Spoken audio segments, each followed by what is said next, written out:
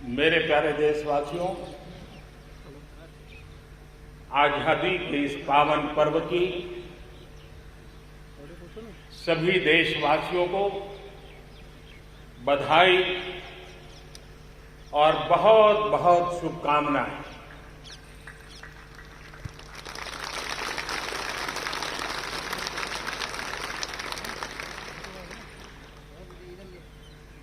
आज जो हम स्वतंत्र भारत में सांस ले रहे हैं, उसके पीछे मां भारती के लाखों बेटे बेटियों, उनका त्याग, उनका बलिदान और मां भारती को आजाद कराने के संकल्प के प्रति उनका समर्पण आज ऐसे सभी हमारे स्वातंत्र सेनानियों का, आजादी के वीरों का, नर बांकुरों का, वीर शहीदों का नमन करने का ये पर्व है। आजादी के वीरों को याद कर करके नए संकल्पों की ऊर्जा का एक अवसर होता है। एक प्रकार से हमारे लिए ये नई प्रेरणा लेकर के आता है, नया उमंग, नया उत्साह लेकर के आता है। हम 75 वर्ष में प्रवेश करेंगे। ये अपने आप में एक बहुत बड़ा अवसर है और इसलिए आज आने वाले 2 साल के लिए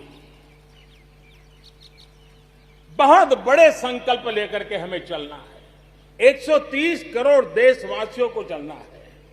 आजादी के 75 वर्ष में जब प्रवेश करेंगे और आजादी के 75 वर्ष जब पूर्ण होंगे, हम हमारे संकल्पों की पूर्ति का एक महापर्व के रूप में उसको भी मनाएंगे। मेरे प्यारे देशवासियों, हमारे पूर्वजों ने अखंड एक निष्ठ तपस्या करके त्याग और बलिदान की उच्च भावनाओं को प्रस्तावित करते हुए हमें जिस प्रकार से आजादी दिलाई है, उन्होंने न्यौछावर कर दिया है। लेकिन हम ये बात न भूलें कि गुलामी के इतने लंबे कालखंड में कोई भी पल ऐसा नहीं था, कोई भी क्षेत्र ऐसा नहीं था कि जब आजादी की ललक न उठी हो, आजादी की इच्छा को लेकर के किसी ने प्रयास न किया हो, जंग न किया हो, त्याग न किया हो और एक प्रकार से जवानी जेलों में खपा दी। जीवन के सारे सपनों को, फांसी के फंदों को चूम करके आहूत कर दिया। जो लोग विस्तारवाद के अंधी दौड़ में लगे हुए थे, अपने झंडे गाड़ने में लगे थे, उन्होंने अपने इस मंसूबों को, विस्तारवाद के मंसूबों को पार करने के लिए दुनिया को दो महाविश्व युद्ध में झोंक दिया, मानवता को तहस नहस कर दिया, जिंदगियां तबाह कर दी, दुनिया को तबाह कर दिया।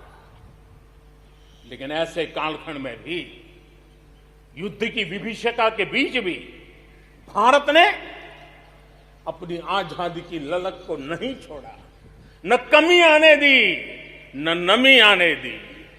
देश बलिदान करने की जरूरत पड़ी, बलिदान देता रहा, कष्ट झेलने की जरूरत पड़ी, कष्ट झेलता रहा, जन आंदोलन खड़ा करने की जरूरत पड़ी, जन आंदोलन खड़ा करता रहा। और भारत की ये लड़ाई ने दुनिया में आजादी के लिए एक माहौल बना दिया और भारत की एक शक्ति ने दुनिया में जो बदलाव लाया, विस्तारवाद के लिए एक चुनौती बन गया भारत। इतिहास इस बात को कभी नकार नहीं सकता है और इतिहास गवाह है कि भारत एक बार ठान लेता है तो भारत करके रहता है। और इसी के कारण जब हम आत्मनिर्भर की बात करते हैं तो दुनिया को भी उत्सुकता भी है, भारत से अपेक्षा भी है और इसलिए हमें उस अपेक्षा को पूर्ण करने के लिए अपने आप को योग्य बनाना बहुत आवश्यक है। हमें अपने आप को तैयार करना बहुत आवश्यक है।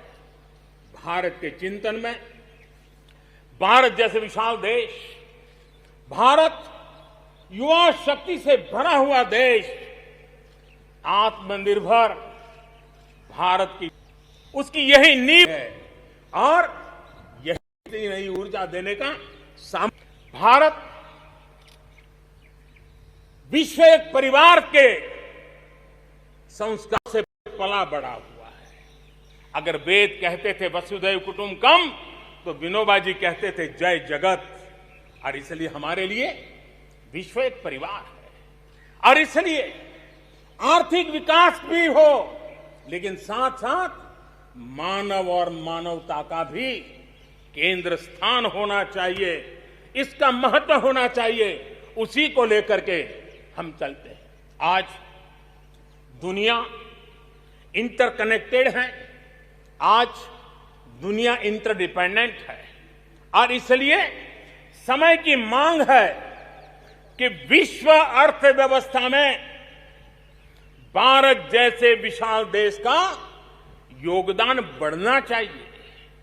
विश्व कल्याण के लिए भी ये भारत का कर्तव्य है और भारत को अपना योगदान बढ़ाना है तो भारत को स्वयं को सशक्त होना होगा, भारत को आत्मनिर्भर होना होगा।